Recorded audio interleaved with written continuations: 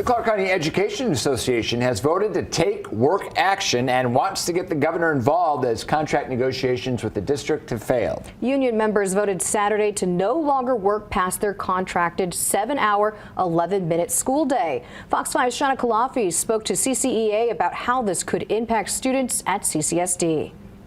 Yeah, it could have an impact, especially on those extracurricular activities before and after school. Now, the union actually said that they told the district about this work action vote, but we just heard from the district within the last hour. They say they were never notified about this work action.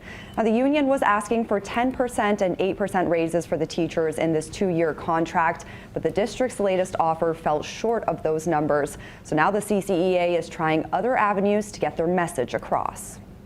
The Clark County Education Association says its fight for fair wages is not over after failing to reach an agreement with the Clark County School District on a new teacher contract.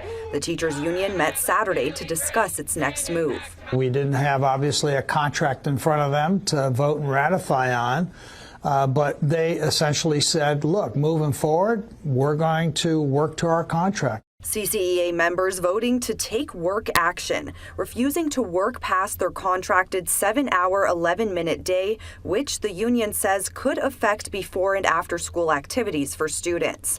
And if an administrator threatens or forces a teacher into working past that time frame, the union says, then we're going to file a complaint, but we're also going to log their hours, and the district is going to pay them for working. They're not going to work for free. Those days are over. In addition to this work action, the union plans to continue its contract campaign with rallies at schools and other displays of its demands. These school board trustees and the superintendent are public figures, and they're fair game for, protests to occur, at any time, at any place. The CCEA says it's also in contact with Governor Joe Lombardo about the situation, calling this a statewide issue. We think that the governor should intervene because the money that he approved and that he presented for a budget for K through 12, we don't think the school district is investing it the way he intended it to be.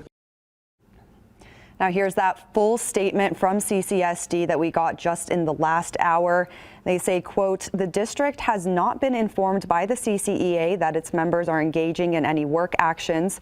If they are, it's disappointing that the CCEA would resort to such tactics that have a direct negative impact on the district's students. We would hope that the CCEA would reconsider their strategy of using students as leverage for their bargaining demands. CCSD will continue to advocate for paying teachers what they deserve within the means allocated by the legislature, while ensuring that the interests of students, parents, and the district's overall operations are not disrupted. We've also reached out to the governor's office for a response to these work actions, and we're still waiting for a response from